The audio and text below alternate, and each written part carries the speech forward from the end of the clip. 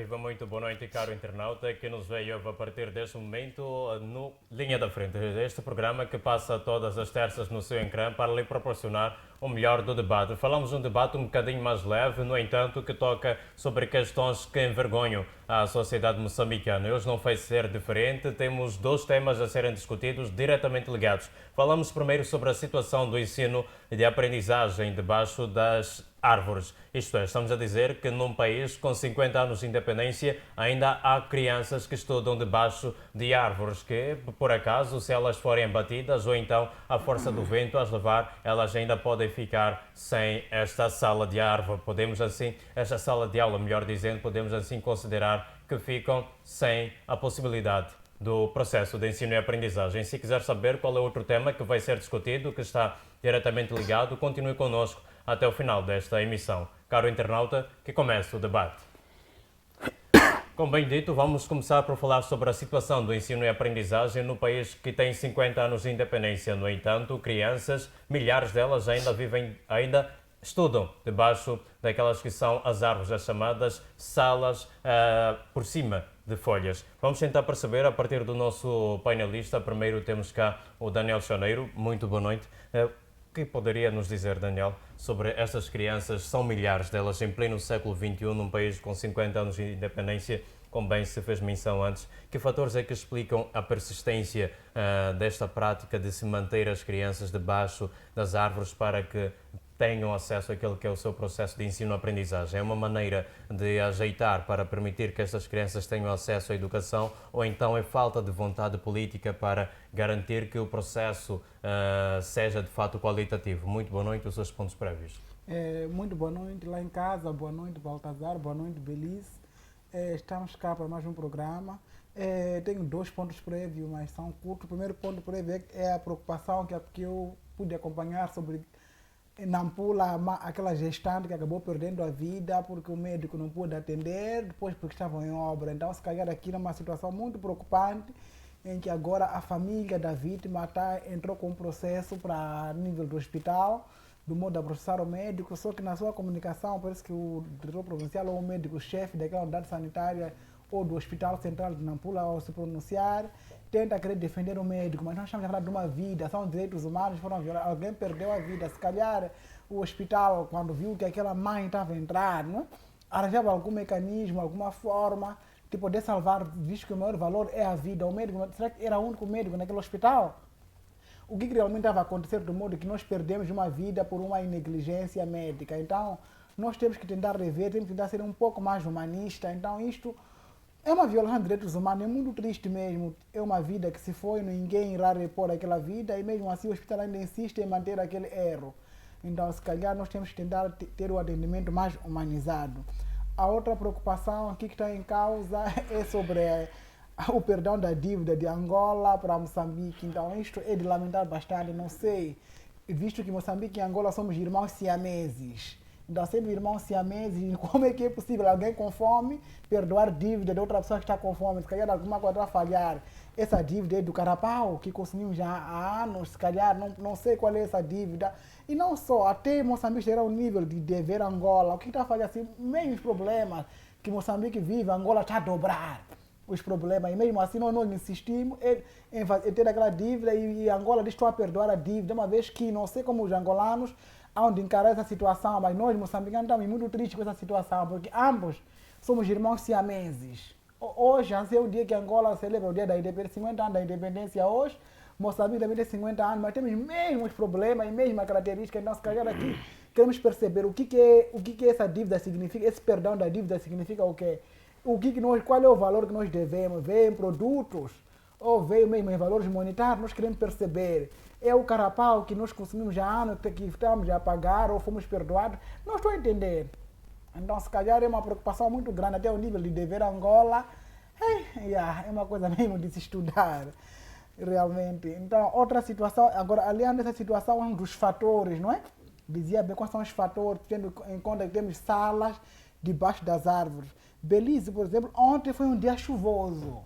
Até quem acompanhou pelas redes sociais ou outras plataformas percebeu-se o que aconteceu naquela zona de Eboquiço, em que a árvore sala caiu.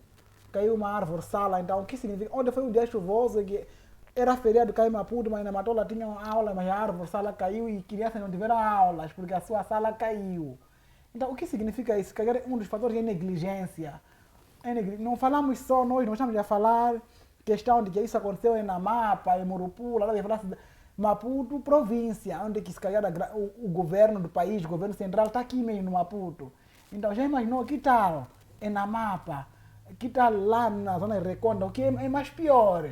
Então se calhar nós temos que tentar fazer um exame de consciência e uma revisão de qual é o país nós queremos construir. São 50 anos, mas qual é o país nós queremos construir? Um país sem educação, essa nação não existe.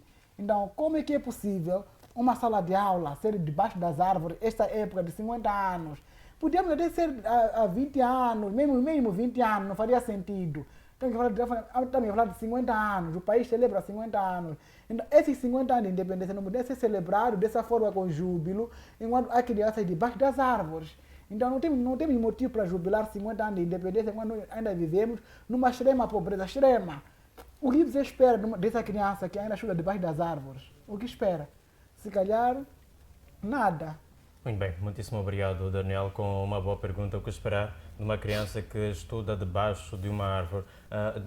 Baltazar, muito boa noite. Tem também a oportunidade de expor aqueles que são os seus pontos prévios, mas não vamos fugir cá ao foco. O que nos levou a esta mesa é justamente esta preocupação. Temos crianças a estudar debaixo de árvores, como bem disse o Daniel, são árvores-sala.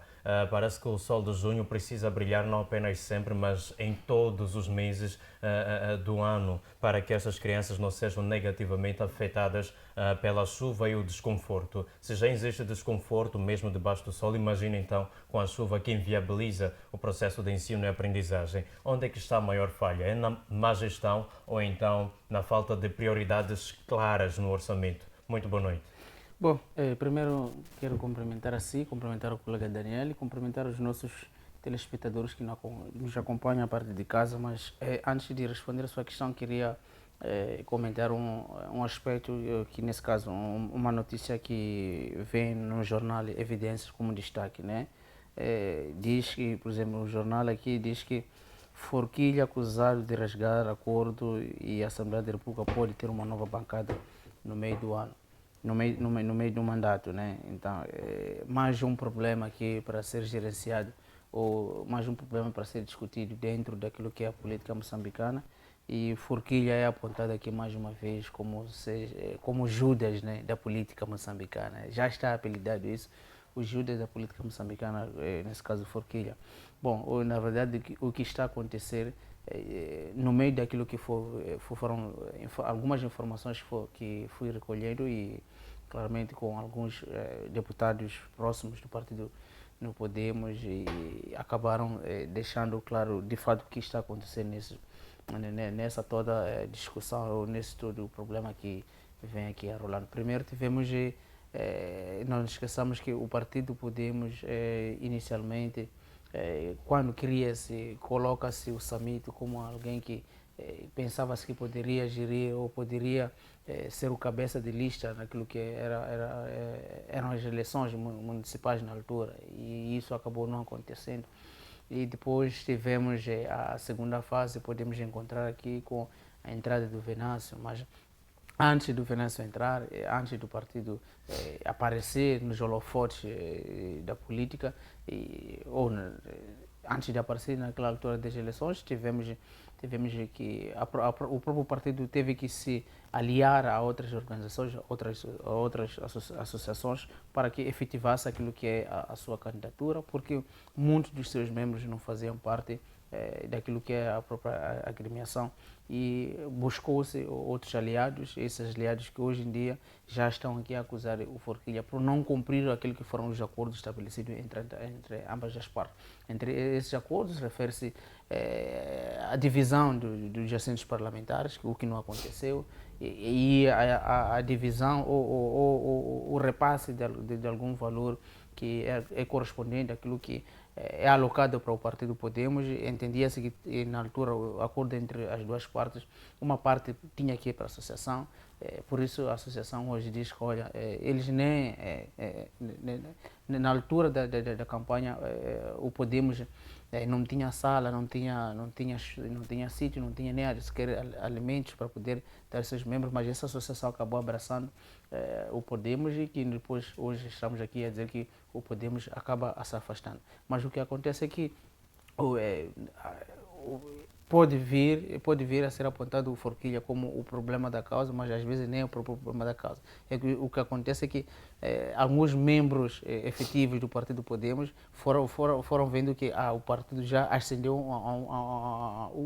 os filhos sumiços que abandonam, vamos supor, os filhos que acabam abandonando o pai, e quando vê que o pai é rico, eles pretendem voltar. E esse voltar dele, então, está aqui a incomodar o Forquilha. E o Forquilha, como líder, como chefe, como cabeça, tem que acomodar alguns interesses dentro dos seus membros. É o que está acontecendo aqui. Então, há uma crise interna novamente, depois daquela do Abel Ferreira, que não sabemos como que terminou as eleições. O Partido Podemos hoje provavelmente não tem a secretário-geral, mas que hoje temos isso. Isso, em algum momento, vai minar a própria imagem ou degradar a própria imagem do Partido Podemos, e os futuros pleitos eleitorais podem, em algum momento, não serem favoráveis a este partido. Bom, entrando naquilo que é a própria sua questão, e que o colega também já tinha deixado aqui, a questão da educação não é só sala de aula, não é só... Vimos mais um outro jornal que acabou lançando hoje, acredito que seja o jornal Savana ou o jornal Notícias, onde diz que o Ministério da Educação falhou a distribuição de livros na província de Nampula. É um dos problemas também que temos encontrado dentro da nossa educação. É que o que acontece é aquilo que sempre venho dizendo, é que não temos um projeto de governação, não temos um projeto do Estado, e que também vai falhando os setores. Vivemos de arranjo em setores, e que depois isso vai fragilizando aquilo que é a própria governação.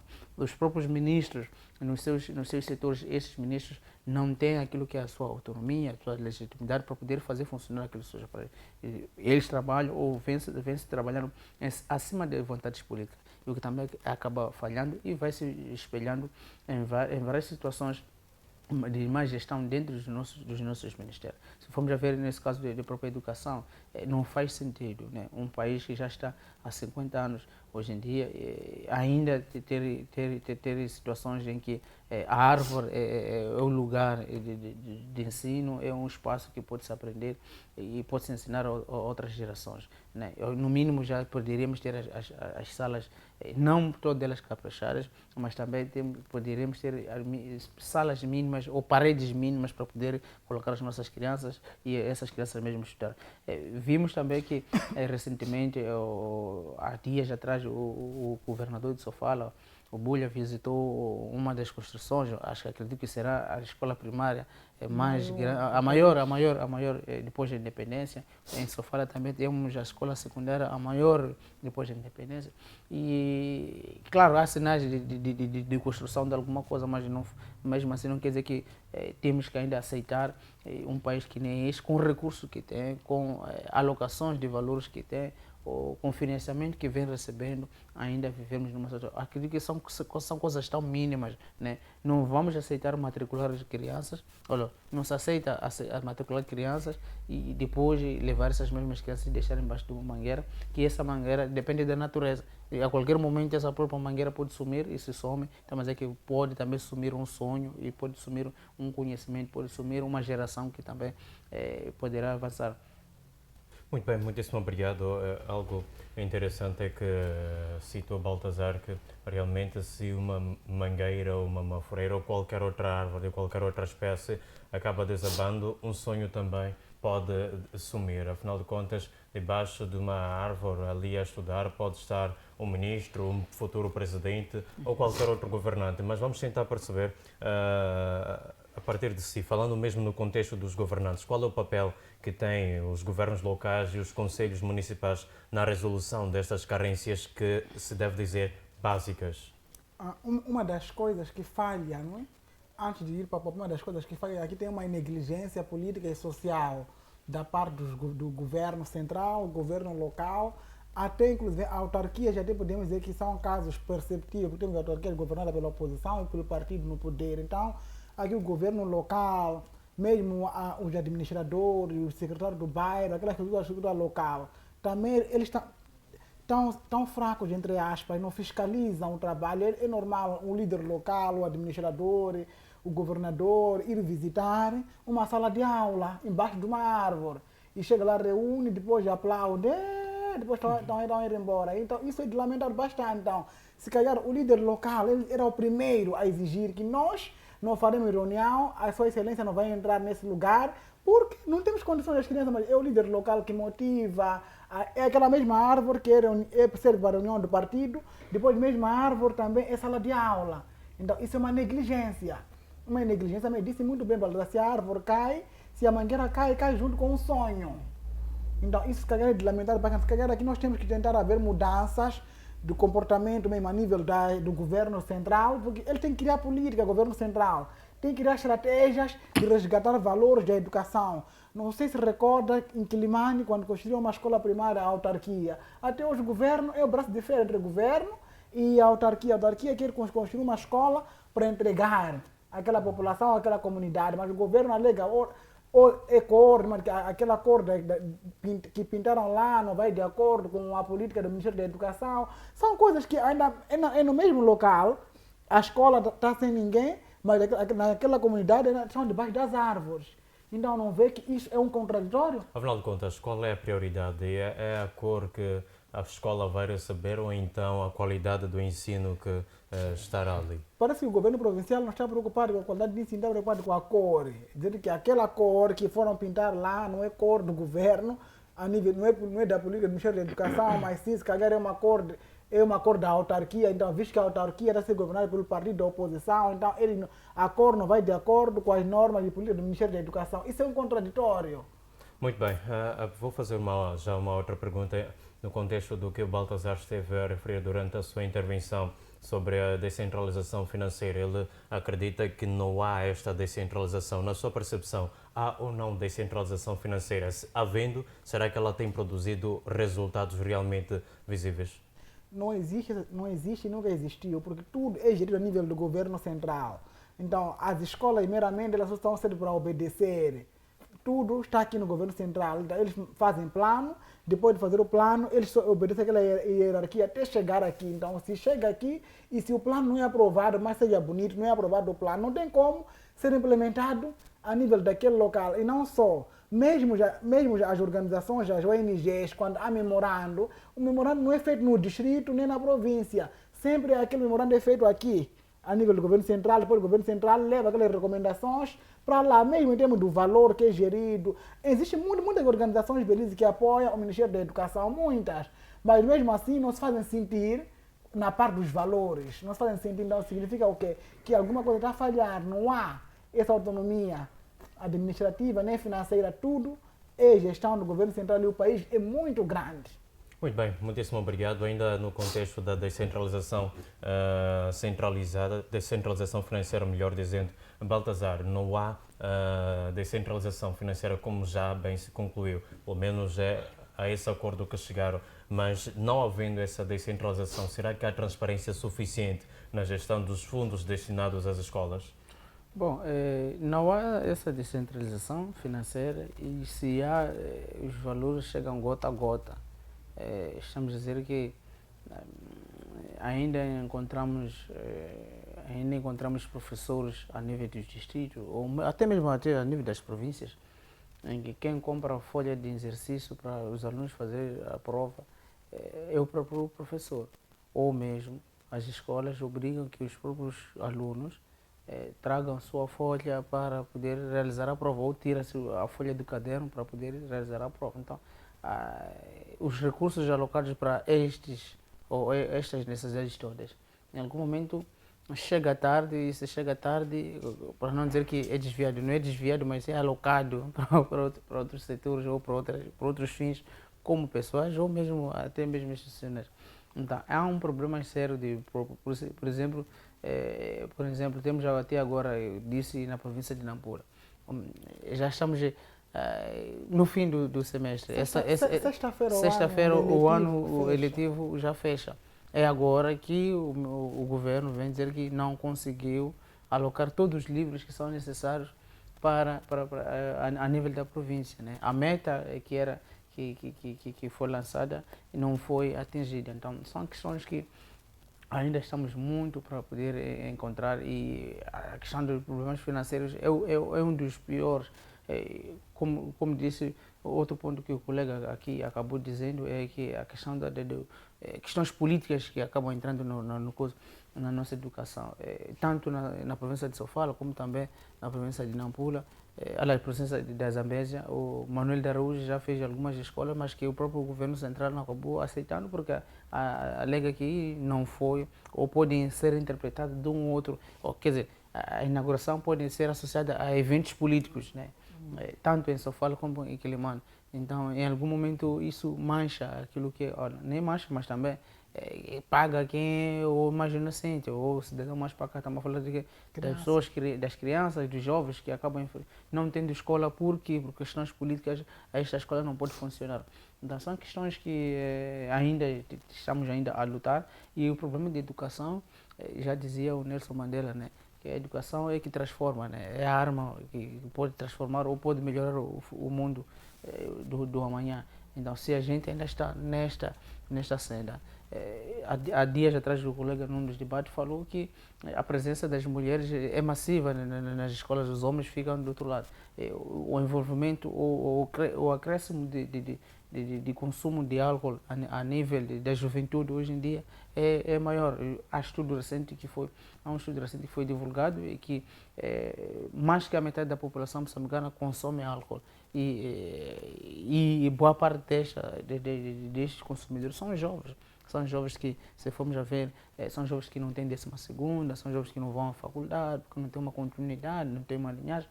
E os programas de governação, cada governação que a gente tem acompanhado, e cada ministro que entra com seus planos, e esses planos não têm uma continuidade. Isso em algum momento tem fragilizado a nossa educação, ou o crescimento da própria nossa educação nos últimos tempos. Muito bem, vou aproveitar da deixa que acabou comentando sobre Nelson Mandela, que via na educação, melhor dizendo, a força da mudança de qualquer nação, porque de fato é. Acredita que em Moçambique é dessa maneira como a educação é realmente vista? Bom, é o que devia ser, mas não é o que está a acontecer. Estamos a dizer que temos vários problemas, ou temos sérios problemas na própria educação. Estamos a dizer que não temos salas de aulas para os alunos ou para os estudantes, não temos meios viáveis inclusive, se formos a ver, as escolas que estão muito longe ou estão fora das grandes cidades, o acesso a essa educação, a essas escolas, ainda é muito, muito baixo. E as escolas, ainda temos aqueles problemas de encontrar, se formos a ir às zonas mais recônditas, ainda encontramos indivíduos que percorrem longa distância para encontrar uma escola. A transação do ensino básico até o ensino médio ou geral ainda é um grande problema que as nossas populações têm enfrentado, e isso em algum momento fragiliza o processo de desenvolvimento, fragiliza aquele processo de crescimento das nossas populações, ou dos nossos indivíduos que têm recorrido à educação como uma via para poder ter conhecimento e poder desenvolver ou contribuir futuramente com seu país. Então, se ainda temos esses problemas sérios, em que tu encontras uma escola primária, está a 7 km ou a 10 km de uma outra sala, de uma outra escola que está num outro canto, isso preocupa muito, e claramente dificulta aquilo que é o próprio acesso à escola. Primeiro é o acesso à escola, depois são as condições das próprias escolas, né?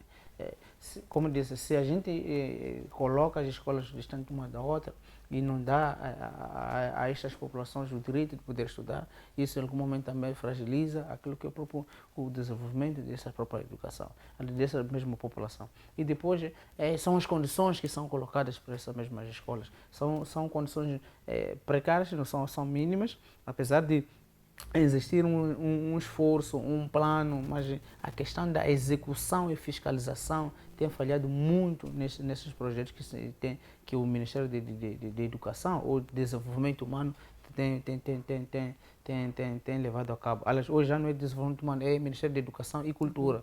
Então, tem levado a cabo. Então, são questões que é preciso acompanhar. Não basta só traçar os projetos estão lá, os financiamentos. Vimos vários programas de educação que são apoiados por a comunidade internacional, ou mesmo aqui dentro, ou mesmo o próprio orçamento do Estado que acaba desencadeando alguns valores para impulsionar o crescimento da educação. Mas se não há um acompanhamento, não há uma fiscalização, claramente que estaríamos aqui a dizer que o Mundo Bens falava dos financiamentos, será que chega até lá? Claramente não vamos saber se o valor que for orçado para o nível da província, nível do distrito chegou, se nós não temos conhecimento. Parece que o importante é dizer que o dinheiro vai chegar. Agora, como chegou, como foi usado, isso claramente isso vai falhar naquilo que é o próprio mapeamento. Muito bem, e falando mesmo sobre mudanças, já para encerrar esta discussão sobre este primeiro tema que está diretamente ligado ao segundo, o que é que precisa mudar nas políticas públicas muito rapidamente para que o processo de ensino e aprendizagem deixe de ser parte daquela que é a paisagem nacional no contexto do ensino debaixo das árvores? Bom, primeiro é aquilo que já dissemos. Primeiro tem que haver, o governo precisa começar a levar a sério a questão dos projetos da própria educação. Enquanto não tivermos uma seriedade da parte do governo em querer apostar nos programas de educação dentro ou a mesmo, vimos agora o governador, né, o governador da Zambésia a criticar um dos ensinos, o ensino bilíngue, dizendo que não é a via correta para ensino para as nossas comunidades. Pode ter sua razão, mas também pode não ter sua razão. Cabe, ou dependendo do contexto, ele pode ter razão, como não pode ter razão. Mas a questão é os projetos que são levados a cabo para impulsionar ou para melhorar a nossa educação, são projetos que em algum momento, como dizem, não são levados a sério e não levar a sério, claramente teremos sempre essas falhas. Antigamente criticava-se as passagens automáticas e essas já foram eliminadas. A cada 5 anos temos vários modelos ou novos currículos educativos, mas que esses mesmo não apresentam dados. Ainda temos estudantes que estão a chegar até 5ª classe, 7ª classe, sem saber ler, sem saber escrever. Ainda se formos a fazer uma ronda ou fazer um estudo sobre as notas do estudante ou o nível dos estudantes que hoje em dia temos, são totalmente diferentes. Quanto mais o tempo passa, parece que a qualidade vai baixando. Então, claramente por quê? Porque os currículos, os projetos que estão a ser levados a cabo, o modelo da própria gestão do próprio Ministério da Educação, parece que estamos a ver de experimentos, né? Em cada 5 anos temos um modelo, temos de experimentar como é que podemos correr a nossa educação. Então, muito isso bem. Em algum momento vai fragilizando e não vai colocando uma seriedade. Não temos meta a seguir, mas sim temos experimentos a cada 5 anos. Muito bem, muitíssimo obrigado, Baltazar. Passamos então para si, Daniela. Mesma pergunta também para encerrar esta discussão em relação ao tema sobre o ensino e aprendizagem debaixo das salas de aula, que são, na verdade, árvores. O que precisa mudar nas políticas públicas para que o processo de ensino debaixo destas mesmas árvores deixe de ser parte da paisagem nacional e deixe de ser vista como algo normal no nosso país? Uma das coisas que tem que haver mudança é nosso modelo de ensino. Nós temos um modelo de ensino super descontinuado. Então, nós temos um modelo de ensino que até o próprio estudante, aluno, aliás, ele já sai da escola, não tem motivo. Nossa educação mata sonho de uma criança. Como é que morre o sonho de uma criança? A partir do momento que ela estuda debaixo da árvore, ela sai de uma família pobre. Depois chega na escola, também encontra a pobreza. Então, ela não tem esperança. Até ela diz, mas por que eu vou continuar a estudar e no ensino superior se eu estudei debaixo da árvore? Ela não consegue ver que daqui a 5 anos o que eu vou ser, porque o seu sonho morre a partir do momento que ela estuda debaixo daquela árvore, ela fica sem esperança. acha que a minha vida termina por aqui como criança ainda. Por quê? Porque o nosso modelo de ensino mata sonho. O nosso modelo de ensino não tem uma motivação, sabes? Uma boa sala, por mais que eu saia da minha casa com problemas, eu saia de uma família pobre, mas quando há conforto, a minha esperança volta. Diz, afinal de contas, é possível, se eu tenho uma carteira para sentar, se eu consigo ter uma carteira com um livro condigno para poder aprender, então o meu sonho fica renovado. Então, não tendo essas ferramentas, o sonho morre. Então, e o governo mata mesmo. Depois daqui, passando alguns anos, nós reclamamos que os jovens estão a consumir muito álcool, que os jovens estão nas drogas. Estão nas drogas por quê? Porque o seu sonho morreu no ensino primário, morreu da base, na base mesmo. Ele não experimentou outras experiências porque de onde veio, como processo educacional, né, foi gerido pelo próprio governo do dia, ele ficou sem esperança de continuar. E não só.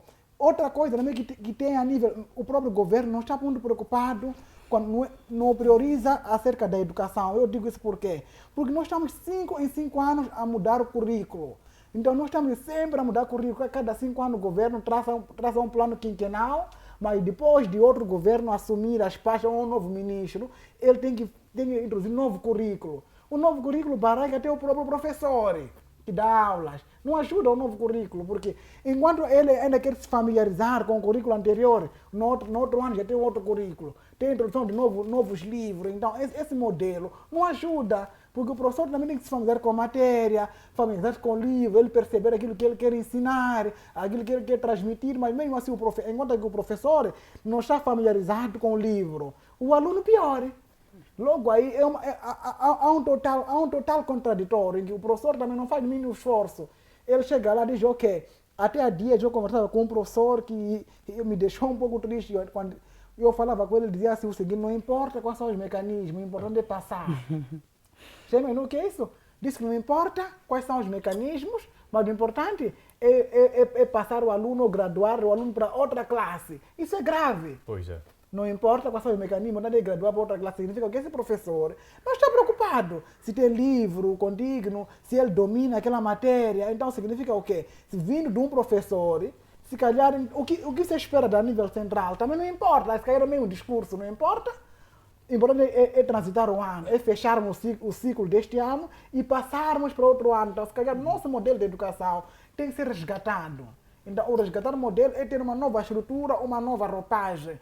E não só, esse problema não é só no ensino primário. Mesmo as escolas técnicas profissionais, acho que é o barulho que nós já viemos fazendo já há muito tempo, até hoje não tem certificados. Escolas técnicas profissionais, a ministra mantém-se no silêncio, todas as escolas profissionais, escolas comerciais, estão sem certificado. O que você espera?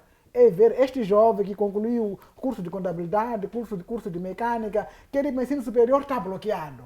Quer arranjar emprego, está bloqueado. O que tu esperas? Um Ministério da Educação, uma educação que não emite certificado. Afinal das contas, ele beber e fumar. Dizer que, eu já terminei, estou aguardando certificado. Estou aguardando meu certificado, mas estou a fazer barulho, uma luta, ninguém me atende. Então, 1000 vezes eu dizer, educação, para aqui. Eu vou fumar, vou beber, ou vou criar outras distrações, do modo que no ano que vier meu certificado, o certificado vem quando já para 2 esperanças. Há pessoas, Belize, que terminaram em 2019 o seu ensino técnico profissional. Exato. Até hoje estão bloqueadas à espera do dito certificado. É uma esperança que já morreu. Ou vai morrendo aos poucos. Tendo em conta que os mais fracos já morreram na sua totalidade. Eu fiz, eu estudei. Então, se calhar, o Ministério da Educação tem que rever isto, da base, o ensino técnico, até lá no ensino superior. Deve ter, porque para você ser um bom estudante no ensino superior, depende daqui do ensino primário. Como é que eu fui formado? Porque eu acabo indo no ensino superior frustrado.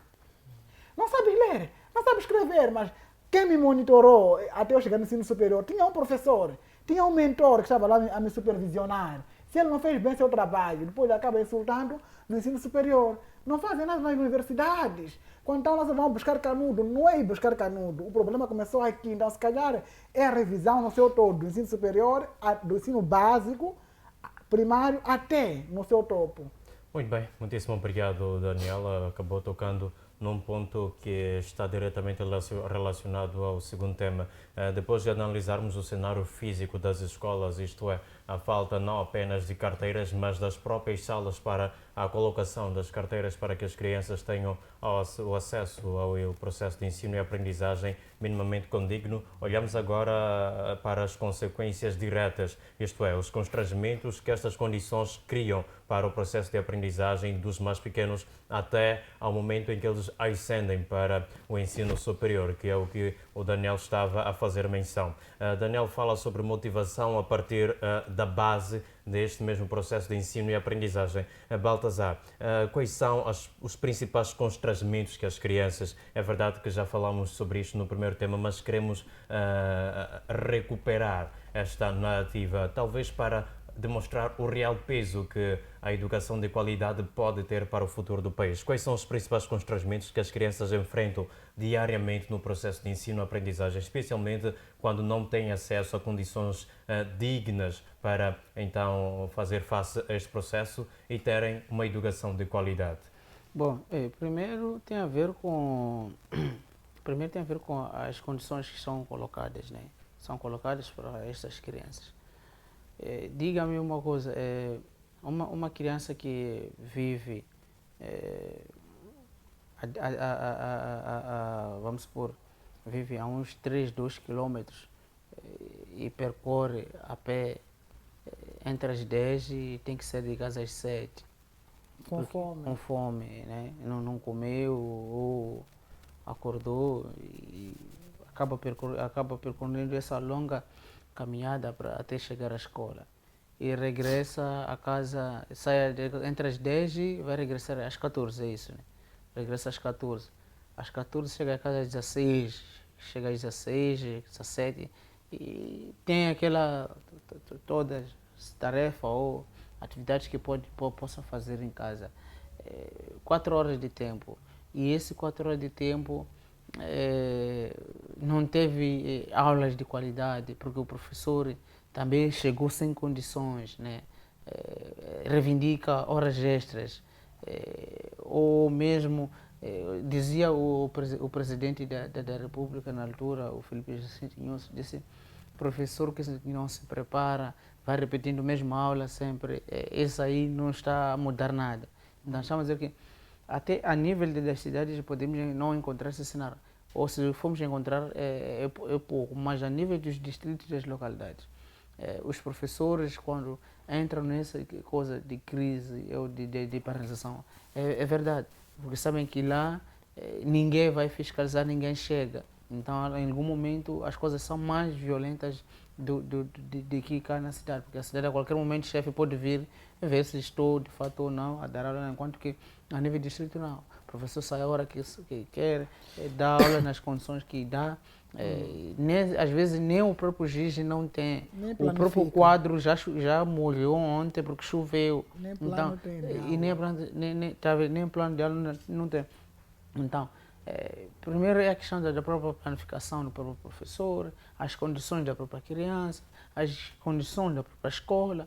Então, são setores que em algum momento vão influenciar naquilo que é o ensino e da aprendizagem do próprio indivíduo. Se esses todos os componentes que eu aqui levantando não estiverem lá, claramente teremos um aluno que vai passando de classe em classe e depois disso vai se refletir quando caso chega já à universidade. Estudantes que não sabem raciocinar, não sabem escrever nem um texto, 2 textos, não sabem, um texto tem muito, fazer um parágrafo para poder deixar de dar aquilo que é o próprio raciocínio. Acabamos de encontrar pessoas que acham que não têm cultura e não têm identidade. Então são questões violentas. Se embaixo não tivermos as condições montadas, claramente já teremos um jovem, um indivíduo que não tem noção daquilo. Depois, amanhã, encontramos o quê? Encontramos já pessoas que, em vez de reivindicar da melhor forma, claramente entram já em situações mais piores, o que verificamos já na altura de coisa. A questão, o que vimos nas últimas manifestações, a questão da consciência, a questão do patriotismo, a questão do nacionalismo, tudo acabou faltando, porque sabemos que o preparo desse indivíduo, a criação desse indivíduo, há aquela discussão, a responsabilidade de um delinquente, a responsabilidade de um vândalo, a responsabilidade deste indivíduo tem a ver com o governo ou com a família. Mas, claro, se a família não tiver bases suficientes de educar este indivíduo, claramente na sociedade estaremos a colocar um jovem que não está preparado para conviver com os demais. Agora, se tivermos um jovem que foi à escola, teve as suas próprias, teve as noções básicas de convivência, as noções básicas de construção de um Estado de nação, claramente que estaremos a evitar o pior. Por isso, Nelson Mandela, mais uma vez volto a citar, é preciso formar para poder amanhã termos um indivíduo melhor amanhã. Da mesma forma que o presidente Lula no Brasil diz a mesma coisa, né? É preciso dar educação ao pobre, é preciso dar educação ao jovem para que amanhã é mais fácil investir na educação do que investir no armamento, porque no crime, né? Porque se você falha na formação do indivíduo, claramente você vai gastar muito naquilo que é investir. Você vai ter que investir na polícia você vai ter que investir o quê? Investir em equipamento, investir salário para a polícia, investir armamento, investir viatura, investir em subsídio até de risco do próprio indivíduo que vai. Então, essas são tantas coisas. É mais fácil investir-se na educação do que investir-se no crime. Então, para tal, precisamos melhorar as condições que esses mesmos indivíduos, essas mesmas crianças têm encontrado dentro da sala de aula. A partir de quê? A partir da própria infraestrutura, a partir das condições da própria escola, a partir das condições do próprio professor, a partir das condições do próprio indivíduo. Mas para tal, precisamos ter políticas, precisamos ter governantes que estão mais comprometidos com a sua população, que são mais comprometidos com os seus objetivos e não tratar de assuntos de poder, assuntos políticos e por aí vai. Muito bem, muito obrigado, Baltazar. Passamos então para si, Daniel. Bem, as escolas, de fato, e isso nós precisamos admitir, mas não há salas de aula nessas escolas, na maioria delas. Não há também carteiras para que as crianças possam colocar os seus cadernos e os seus livros. Aliás, não há livros também nessas mesmas escolas, mas sim há árvores onde as crianças desempenham aquele que é o seu papel enquanto petizes, que é aprender a partir de um professor. Mas qual é o papel que desempenha o professor no que diz respeito à motivação e o próprio desempenho dele e a sua formação neste processo de ensino-aprendizagem, considerando que o mesmo professor, Daniel, se me permite, não tem sequer o seu salário, ou talvez não o suficiente para que ele possa chegar ao seu local de trabalho a tempo e até mesmo falta um pagamento das horas extras. O que dizer da formação, desempenho e motivação deste professor? É uma questão muito longa e mesmo para ir mais a fundo. Primeiro, a primeira motivação, eu sempre debatei na tecla, o governo não está muito preocupado em educação, em prioridade como a educação. Por quê? Porque tem aquela teoria da necessidade e da prioridade. Então, o que fez o governo? O governo priorizou construir tribunais de luxo em todos os distritos, que eles constituem tribunais meio bem melhorados e as escolas ainda mantêm debaixo das árvores. Então, o que você espera para um governo, como disse bem Baltazar, investe em arma, agora mudaram de forma ou de tática. Tu sabes, ano passado vimos tribunais de luxo, em vários de primeira os tribunais. Mas tribunais eu presumo que é para... Um tribunal, um distrito. Um tribunal, um distrito, sim. Presumo que aquele tribunal é mais para classes, pessoas mais civilizadas, se calhar. Mas, se você for a ver hoje, mesmo esses tribunais de luxo construídos, há de perceber que nível de pessoas foram lá, problemas resolvidos são poucos. Mas temos muita gente a estudar debaixo das árvores. Logo aí, aquela teoria de necessidade e prioridade falhou. Eles priorizaram tribunais, enquanto nós necessitamos até hoje de sala de aula.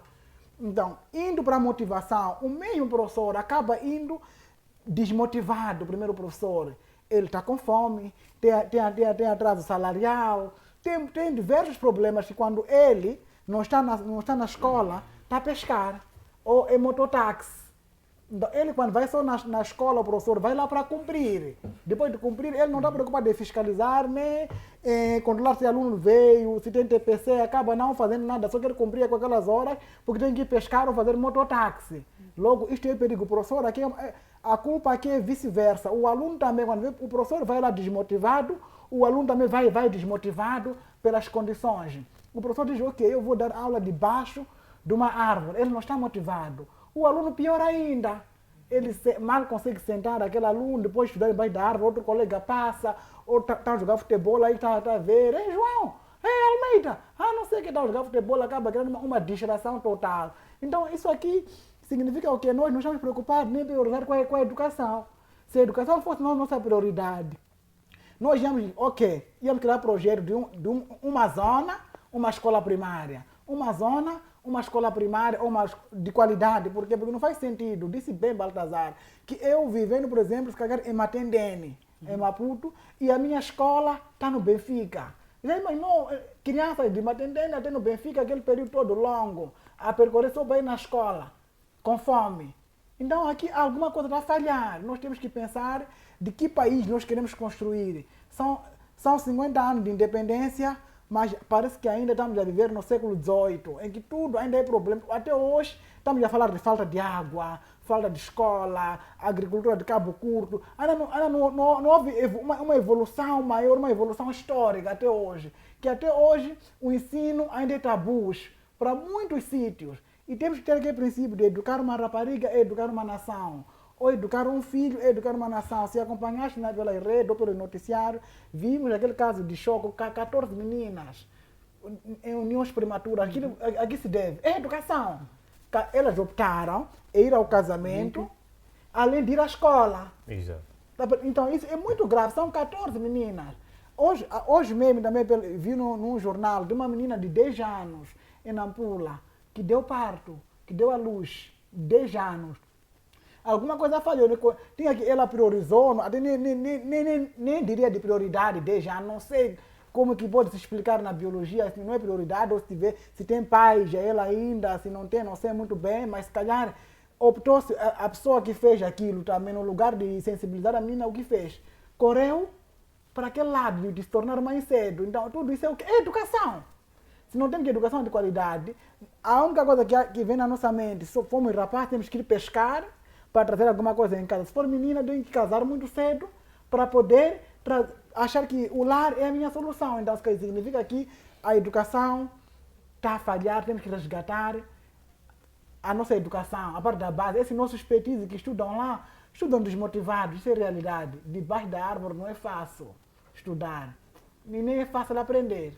Muito bem, muitíssimo obrigado. Vou pedir que sejamos breves. Tenho algumas perguntas por fazer. Okay. Acredito que são muito importantes e são questões que os nossos internautas que nos veem e ouvem neste momento também gostariam de fazer, não apenas aos analistas, como também a quem tem a faca e o queijo na mão para resolver este grande dilema ligado de forma direta à educação. Mesmo consigo, Daniel, falava sobre tribunais de luz. Será que investir em carteiras e livros é menos urgente em relação ao investimento em infraestruturas de luz?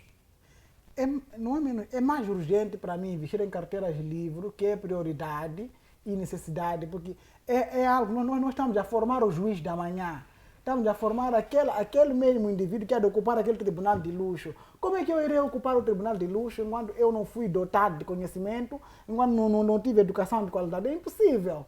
Então, tem que ser primeiro temos que ter educação de qualidade, termos carteiras, termos livros, para que eu possa ocupar aquele tribunal. Aquele tribunal só será ocupado com alguém dotado de conhecimento.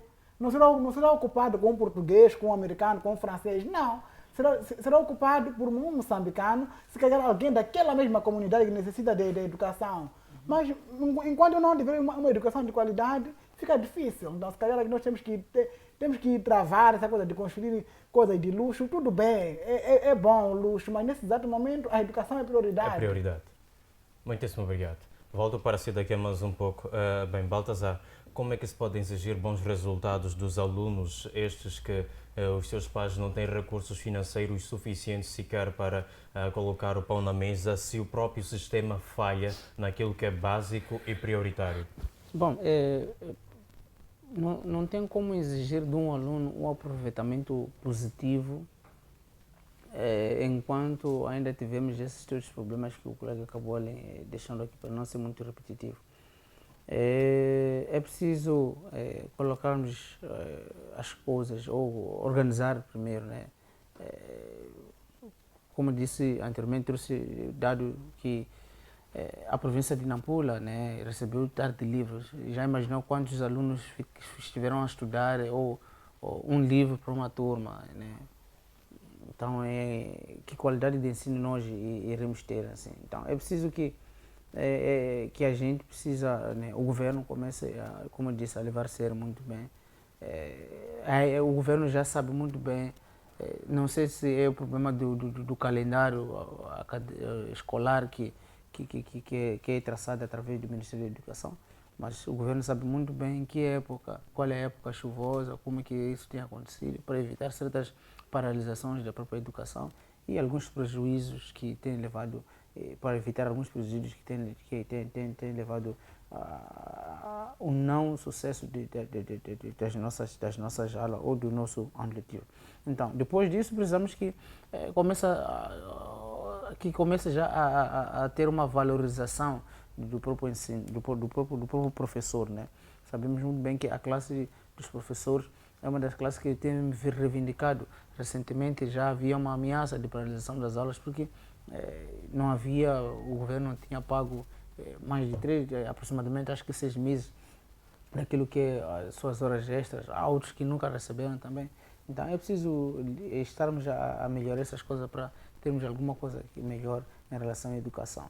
Mas acima de tudo que é o Estado tem que ter um projeto, que tipo de educação quer para os seus filhos, que tipo de ensino quer seus filhos, que tipo de modelo de escolas quer para os seus filhos, porque não basta só ser dinheiro, também construir qualquer coisa para a sua escola. É preciso ter um modelo, colocar lá, e escolas bem caprichadas, né?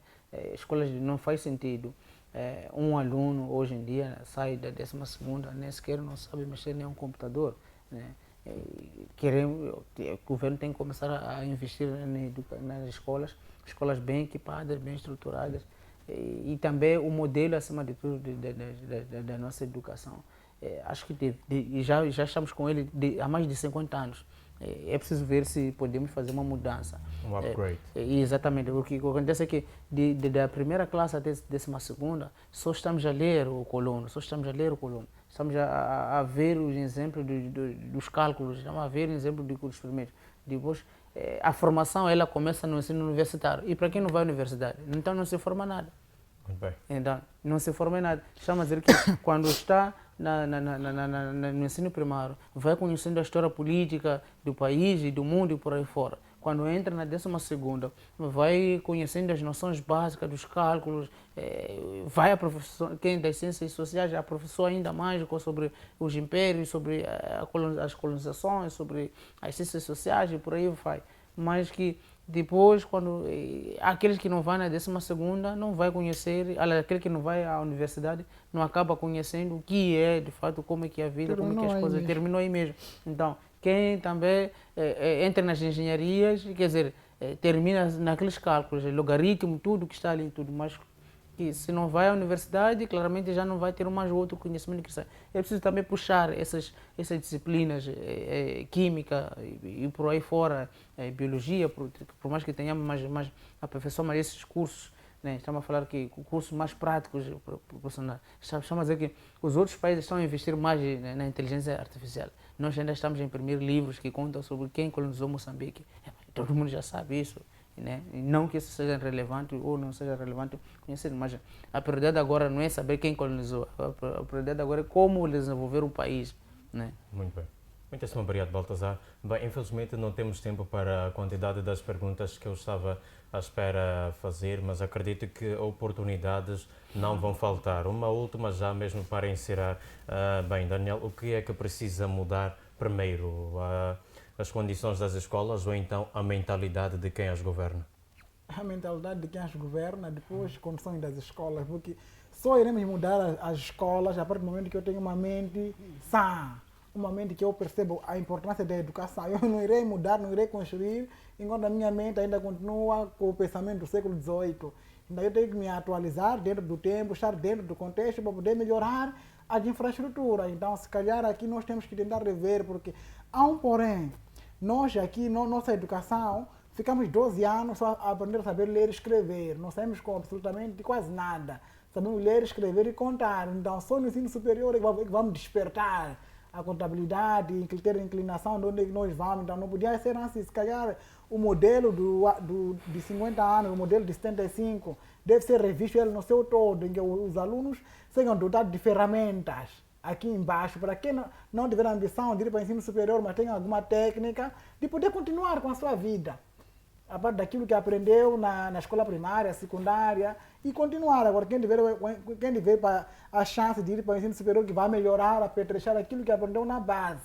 Então, se calhar, nós temos que tentar rever o modelo para terminar. Então, nós aqui temos um desafio grande para o Ministério da Educação, então é a oportunidade. Esse ano já terminou, estamos só faltando um mês para o ano terminar. Se calhar, próximo ano, o governo ainda será o mesmo governo, então deve estudar uma política de como resgatar princípios e valor a nível da educação, porque a este nível, este ano foram anos muito desafiadores.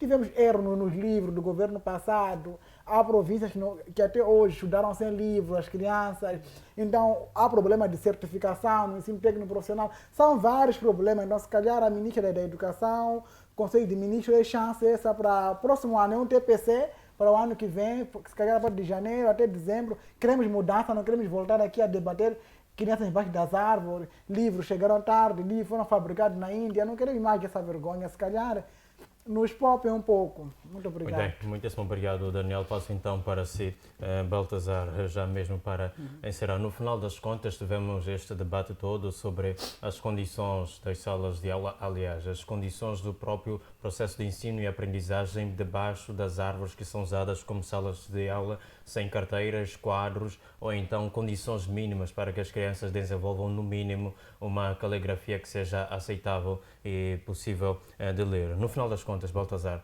quem perde com a má qualidade da educação? As crianças de hoje ou então o futuro de Moçambique? O futuro de Moçambique é que perde. Né? Claro, as crianças de hoje podem perder, mas o futuro de Moçambique é que perde. Né? A ideia é desenvolver o Estado, desenvolver o país. E há quem libertou o país, nós já encontramos, somos fruto disso, nós somos fruto da luta da libertação ou do sacrifício de alguns, né? E por isso estamos aqui hoje, independente de tudo isso. E aí nós também precisamos colocar alguma coisa que amanhã alguém também possa usufruir. Então, o futuro é que perde, e ao perder isso, claramente estaremos a dizer que nós estaremos a avançar em termos daquilo que é a consolidação do próprio crescimento do próprio país.